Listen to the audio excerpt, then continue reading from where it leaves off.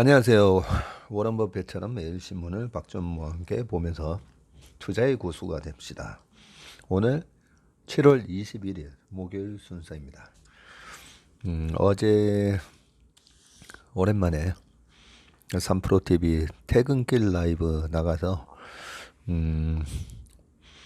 지금 시장이 어떤 상황이고 어떻게 대응하는 게 맞는지 그냥 저의 생각을 얘기해 놨습니다. 제 생각이 맞을지는 모르겠지만 경험적 실증주의라는 그런 말이 있잖아요.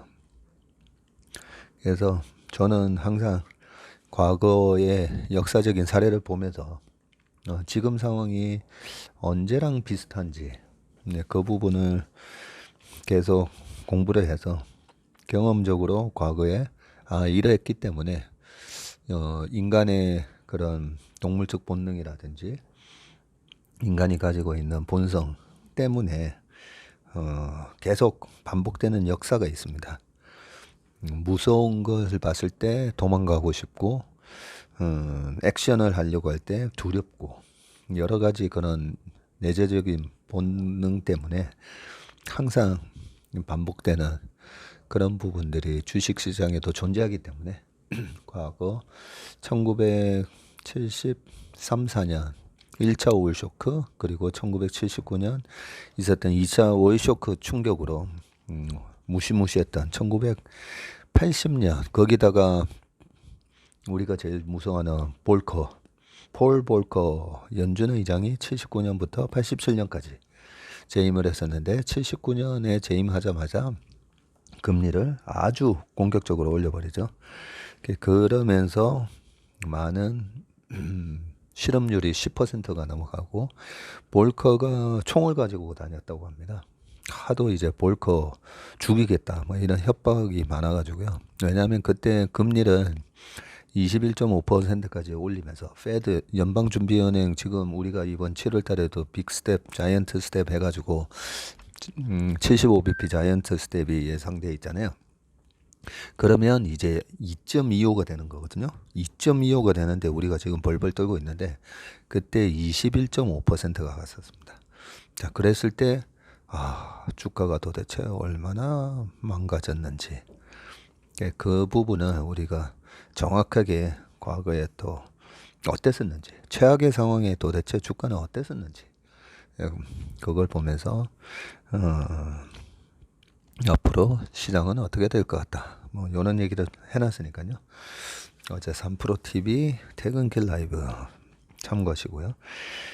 그런 것들을 여러 가지 자료를 만들어 볼 때 그동안의 신문 보면서 얻었던 아이디어가 또 많이 녹아져 있습니다. 지금 보시면 천주스가 엔 유로화 급락에 일본 부동산 원정 쇼핑, 유럽 관광 열풍. 우리가 이제 환율이 막 1,300원 넘어가고 하니까 무섭잖아요. 그런데 제가 IMF 때도 그랬고 2008년 금융위기 때도 그랬고 그 환율이 올라가면 수출 기업들 그리고 우리 내수 여행 업체들도 관광지에서 식당 하시는 분들 다 좋아집니다. 관광 여행이 늘어나기 때문에. 그래서 지금 주식시장 모니터만 보면 엄청난 극심한 경기 침체가 이제 오고 있다라고 생각하는데 지금 이 환율 때문에 20일 일본 도쿄 긴자 6에 있는 롤렉스 매장 엔화 가치가 떨어지면서 고가 시계가 불티나게 팔려서 실제 구매할 수 있는 시계는 한 점도 없었다. 이런 일이 발생하는 거죠. 일본에서 직구를 하고 있고요. 한국보다 가격이 저렴해서 온라인 통해서 구매 광풍이 일어 외국인 관광객 명품 구입 늘기도 하고 유료화도 1년 새 15%나 떨어져서 미국 가족 단위 유럽 여행이 줄려. 그리고 오른쪽에 이제 얼마나 이제 엔화가 이거는 엔화 대비 원화 환율이죠. 지금 946.45원. 재작년 2020년 6월 달에요. 1116원 정도 했었습니다. 더 거슬러 올라가면 2012년 초에는 1,500원 정도 했었고요. 일본 신축 아파트 가격이 지금 도쿄의 시부야구, 니시 신주쿠 고초메역에서 도보 6분 거리라고 합니다.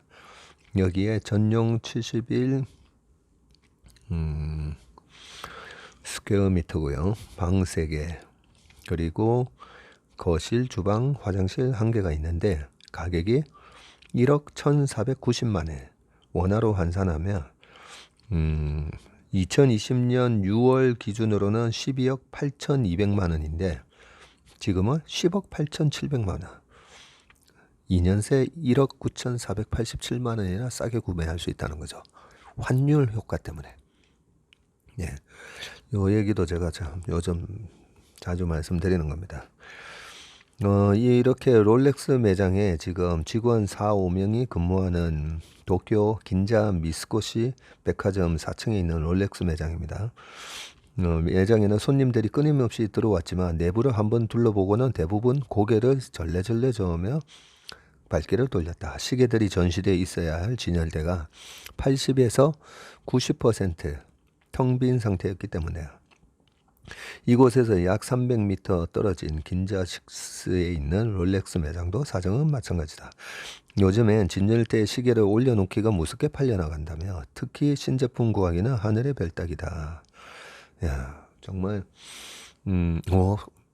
아니 지금 경기 침체 이런 와중에 주가가 박살나고 비트코인도 가격도 박살나고 집값도 막 떨어진다고 하는 이런 와중에 어떻게 이렇게 소비가 일어나지? 이런 생각 드시잖아요. 그죠? 웬만한 경기 침체에 영향을 안 받는 부자들이 많습니다. 그런 부자들이 소비를 한다고 보면 되고요. 이 정도. 그리고 이제 아파트 가격 얘기하면서 한국인 직장인 이모 씨가 도쿄 주오구에 있는 신축 맨션 한 채를 구입하기 위해서 현지 부동산 업체와 수시로 지금 연락을 주고받고 있는데 73 스퀘어미터가 22.1평인데요. 이 맨션의 분양가가 우리나라 돈으로 6억 4,600만 원 안팎이다. 이 씨는 이 정도 맨션이면 1년에 임대 수익으로 300만 원, 약 2,850만 원을 얻을 수 있다. 그래요? 거의 5%네. 나중에 아니요, 5%. 그렇죠. 네, 맞습니다. 나중에 엔화 가치가 오르면 우리 돈으로 다시 환산되는 맨션 가격도 크게 오르게 돼 투자 수익도 기대할 수 있다라고 소개가 돼 있는데 이게 정확하게 글로벌 스마트 마니가 국경을 넘나들면서 움직이는 이유입니다. 지금 임대 수익도 이 정도고 그리고 나중에 다시 정상화가 됐을 때 엔화 가치가 1,000원, 1,100원 회복하면 그 환차익까지 얻을 수 있다는 거죠. 네. 미국, 한국 등 각국 중앙은행이 기준금리를 경쟁적으로 인상하는 가운데 주요 경제권 중에서 세계 흐름과 전혀 다르게 금리를 올리지 않고 있는 일본, 유럽으로 전 세계 자금이 몰려들고 있다.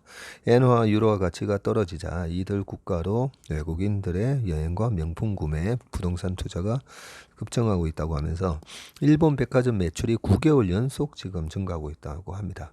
엔화 가치가 계속 떨어지니까 제가 그 2005년에서 2007년 사이에 일본을 여러 번 가봤었는데요. 그때 2007년도에 이제 이 원엔 환율이 770원까지 떨어지거든요. 깜짝 놀랐었어요. 그때 갔다가 똑같은 그 뭐 골프와 같은 기준으로 봤을 때 아디사스 골프화가 우리나라에서 한 10만 원 하면 일본에서 7만 원 이렇게 하는 거예요. 그리고 옷도 비싸지 않고 그래서 실제로 그렇게 옷이랑 신발이랑 막 샀었던 기억이 납니다. 그 정도로 이 환율이 상당히 영향을 많이 미칩니다. 구매에. 네, 요 뒤에 기사들 상당히 좋은 기사인데요. 한번 쭉 읽어보시기 바라겠습니다. 도쿄에서 최원국 특파원, 김동현 기자께서 쓰신 기사였습니다.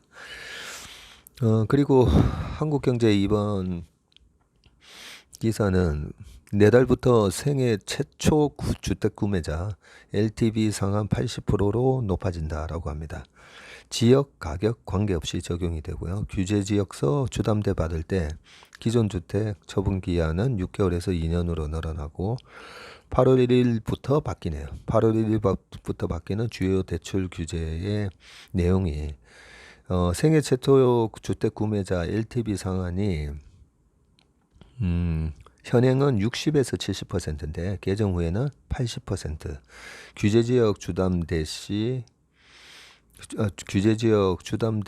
시 기존 주택 처분 기한은 6개월이 아니라 2년 안에 처분하면 되고 생활안정자금 목적 주담대 한도는 1억 원에서 2억 원, 긴급 생계용도 주담대 한도도 1억 원에서 1.5이 된다고 합니다. 이게 제가 예전부터 계속 강조하던 부분이잖아요. 생애 첫 주택을 조금 쉽게 구매할 수 있도록 해서 웬만하면 이 집으로 받는 스트레스를 없애줘야 된다고요. 잘 됐습니다. 일단 LTV가 그거잖아요. Loan to Value인 것 같은데, 예, 그 집값이 10억이면 론을 어디까지? 8억까지 해줄 수 있게.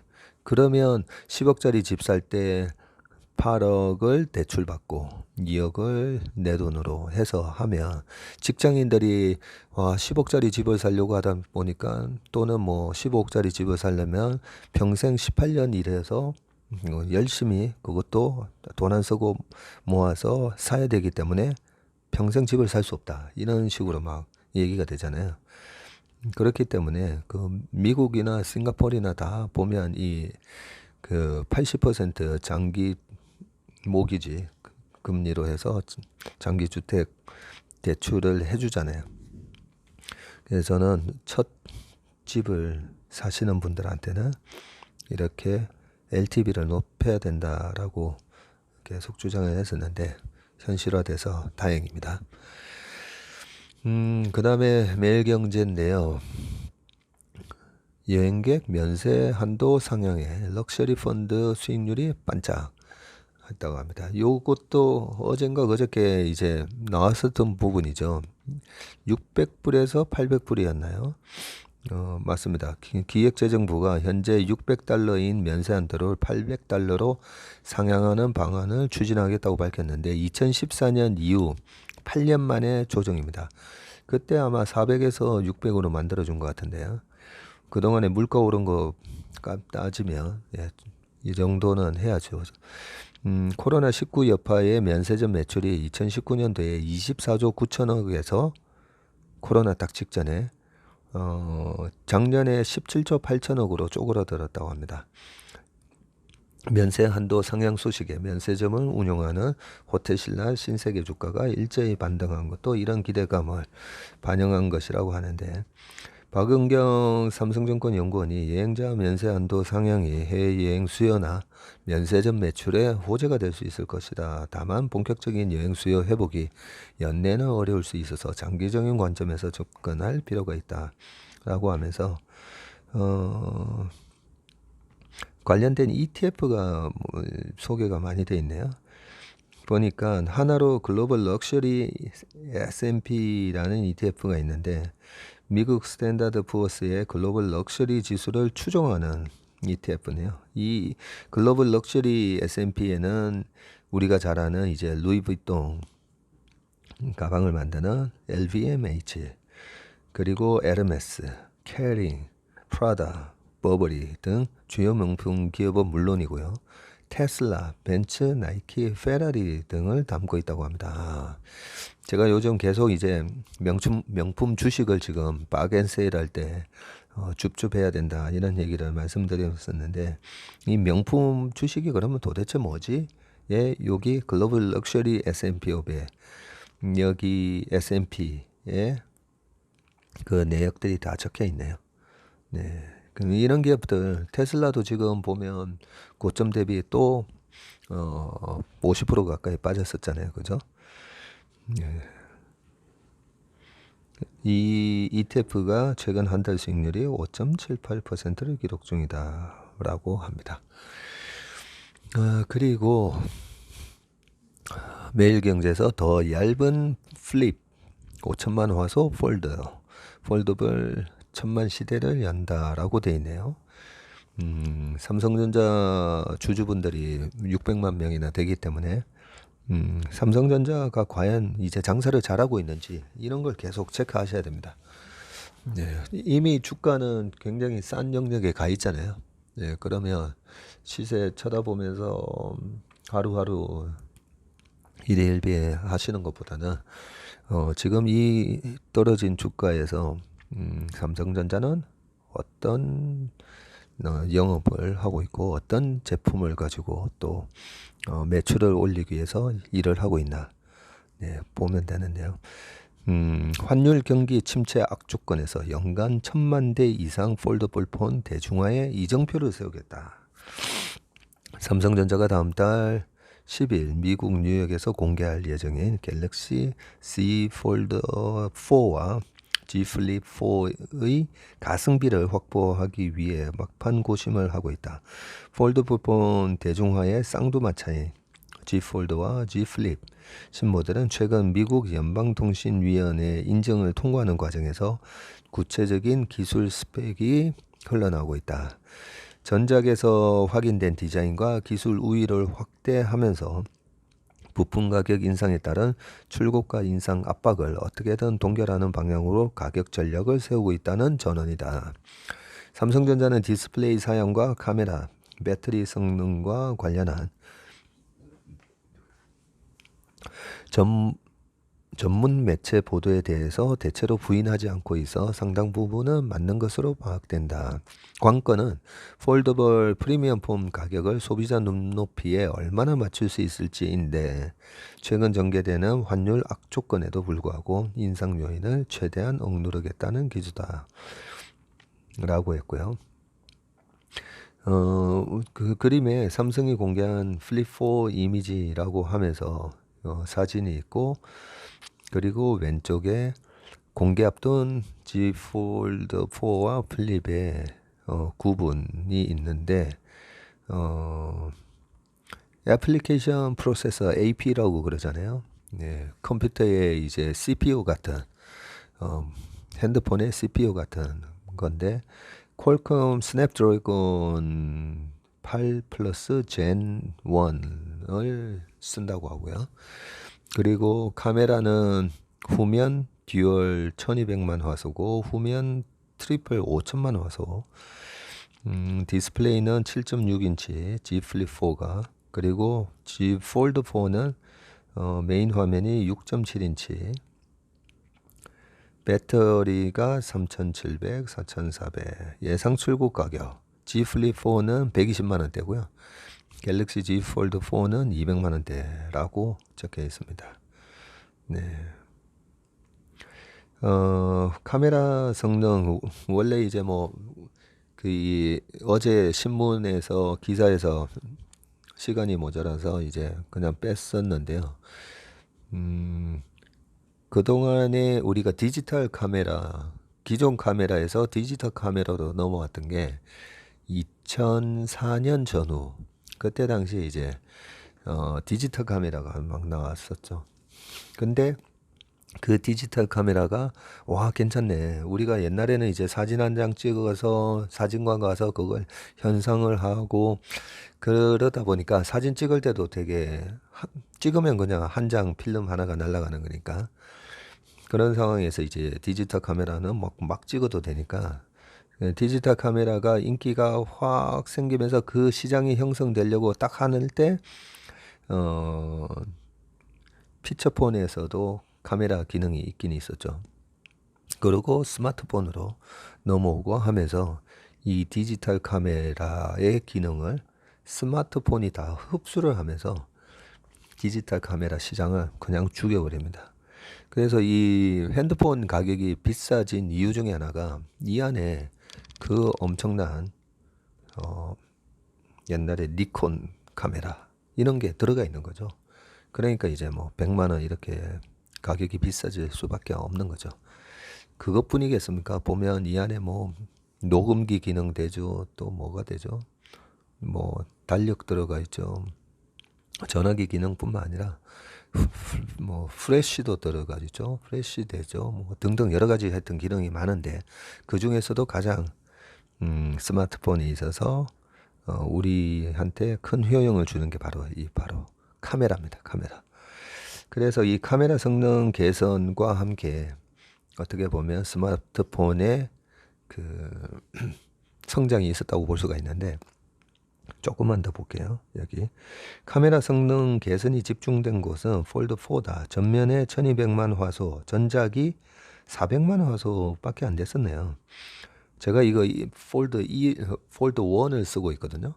그러니까 이게 근데 폴드 4가 나오는데 전작이 400만 화소니까 지금 제가 쓰고 있는 이거는 아마 화소가 훨씬 떨어질 것 같습니다.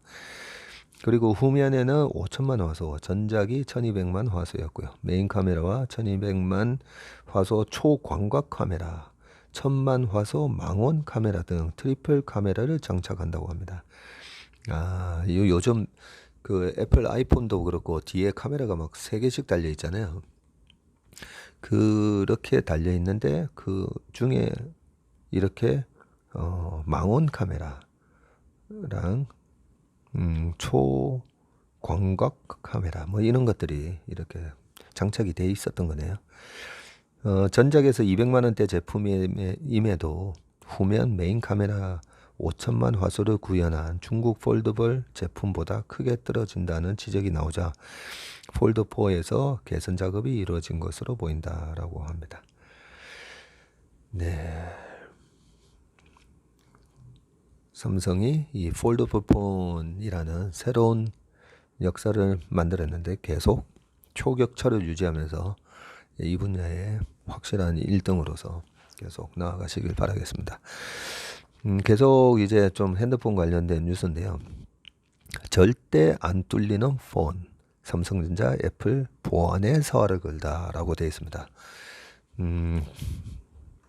삼성 녹스볼트 보안 한 단계를 높이고요. 애플 해킹 원천 차단 잠금 모드를 도입했다고 합니다. 삼성전자와 애플이 스마트폰 보안 강화에 사활을 걸었다. 스마트폰이 지갑, 신분증, 열쇠 등의 기능을 도맡게 되면서 보안의 중요성은 점점 커지고 있다. 그러네요. 이제는 지갑도 되네요. 지갑 삼성페이 그것뿐만 아니라 웬만한 거 지금 교통카드처럼도 다 전화기로 다 쓰고 계시잖아요. 그런 거 보면 이 핸드폰이 참 대단한 진화를 한 겁니다. 그리고 이 뭐 안면 인식, 뭐 지문 인식 여러 가지 다 되어 있죠. 삼성전자는 갤럭시 S21부터 탑재한 보안 솔루션 녹스볼트의 보안 조치. 여기 오른쪽에 사진이 나오죠. 삼성 녹스볼트 Secure Processor, Secure Memory, 그리고 Integrated Software라고 되어 있으면서 사진이 나와 있습니다.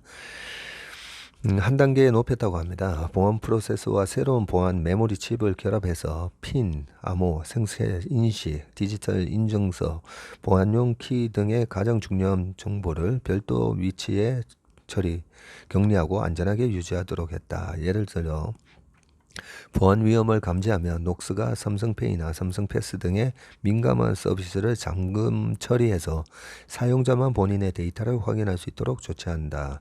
보안 조치를 강화한 녹스볼트는 다음 달 공개하는 갤럭시 Z 폴드 4와 Z 플립 4에도 탑재할 전망이다.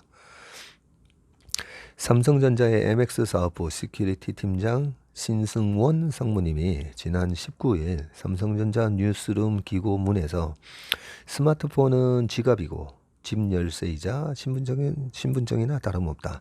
단 한 번의 침입으로도 막대한 피해를 입을 수가 있기 때문에 우리가 사용하는 기기의 보안이 그 어느 때보다 중요한 시점이다 라고 강조했고요. 삼성전자 고객은 가장 강력한 하드웨어, 소프트웨어 보호 체계와 개방적 협업, 업계 검증을 통해서 구축된 신뢰 기반의 강력한 보안을 기반으로 안전한 모바일 경험을 즐길 수 있다고 덧붙였습니다. 네.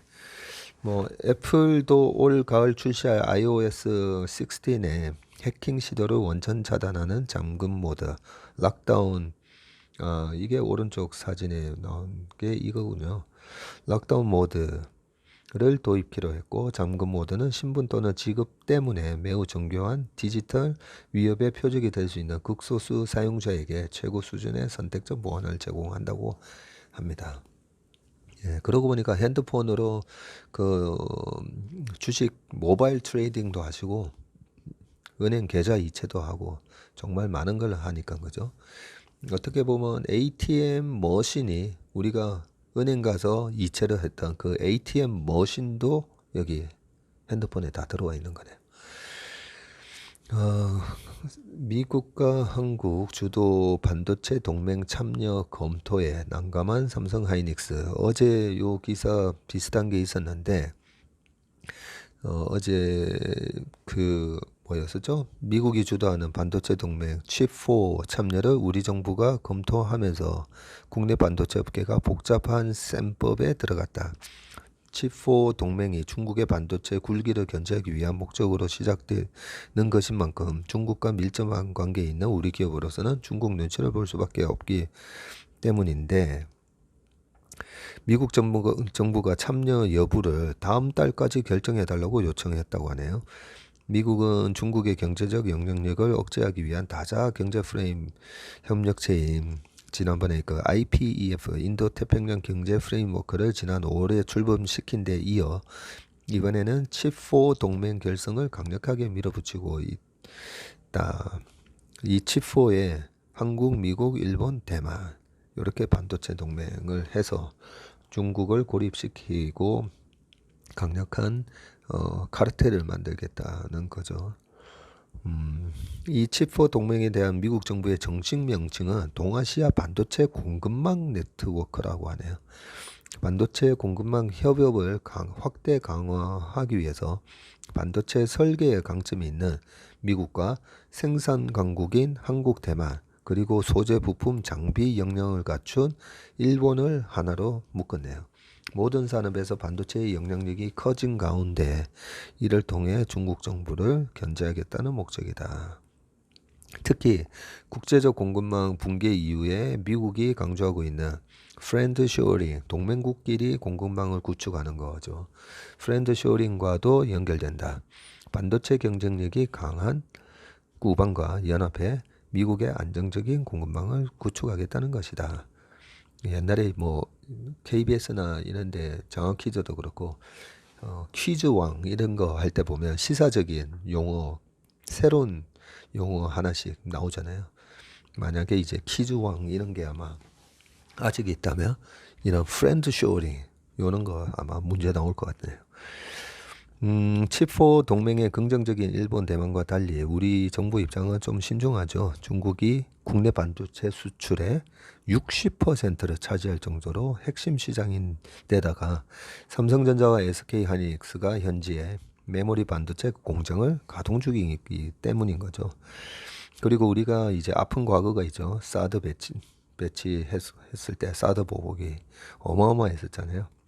중국 정부 입장도 지금 부정적이라고 합니다. 자오리젠 중국 외교부 대변인은 전날 정례 브리핑에서 우리는 관련 당사자 측이 객관적이고 공정한 입장을 갖고 자신의 장기적인 이익과 공평하고 공정한 시장 원칙에 근거해서 글로벌 반도체 산업망과 공급망의 안정을 수호하는 데 도움이 되는 일을 많이 하길 희망한다고 밝혔다. 이는 한국이 칩4 동맹에 참여하지 않기를 바란다는 의미로 해석된다고 합니다. 근데 참여하지 않을 경우에 대한 부담도 크다. 우리가 반도체 생산에 있어서는 세계 최고 수준이지만 장비 기술의 상당 부분은 미국과 일본에 의존하고 있기 때문이죠. 반도체 장비는 글로벌 빅4 업체가 70%의 시장 점유율을 갖고 있는데 최대 기업은 미국의 어플라이드 머티리얼즈이고요.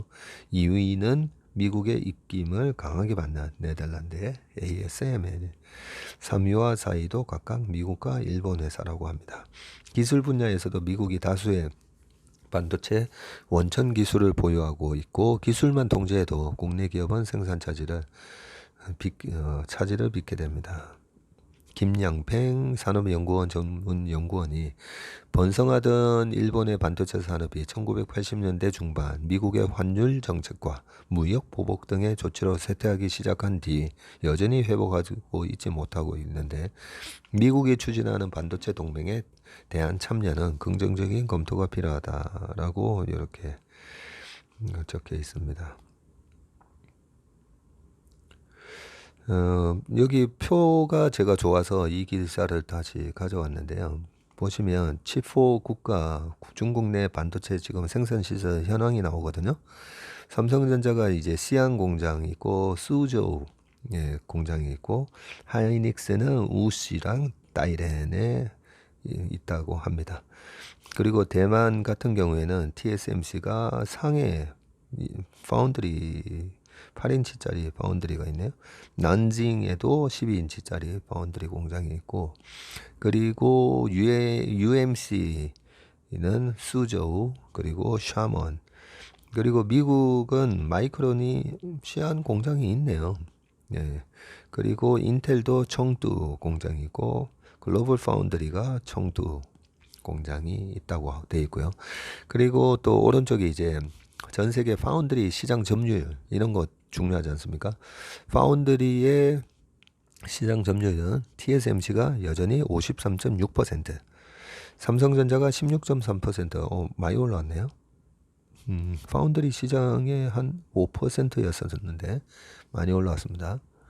그리고 UMC가 6.9, 그리고 글로벌 파운드리 5.9, SMC가 이거는 중국의 이제 SMIC죠. 5.6%. 그리고 전 세계 D램 시장 점유율입니다. 삼성전자가 42.3, 그리고 하이닉스 29.7, 마이크론이 22.3, 그리고 대만의 난야 3.1, 그리고 대만의 윈본드가 1.0입니다. 삼성전자 주주분들이 많으시기 때문에 삼성전자 내가 삼성전자 주주인데 삼성전자가 전 세계에서 D램 시장 점유율이 얼마고 파운드리는 16% 정도 하고 삼성전자가 이번에 출시하는 핸드폰에 어떤 기능이 탑재되고 이런 걸 갖다가 줄줄줄줄 얘기할 수 있는 주주면 더 좋겠죠. 그런 차원에서 신문에서 이렇게 많은 정보를 우리가 또 얻을 수 있었습니다. 그러면 오늘 웜의 신박 7월 21일 순서는 여기서 마치겠습니다.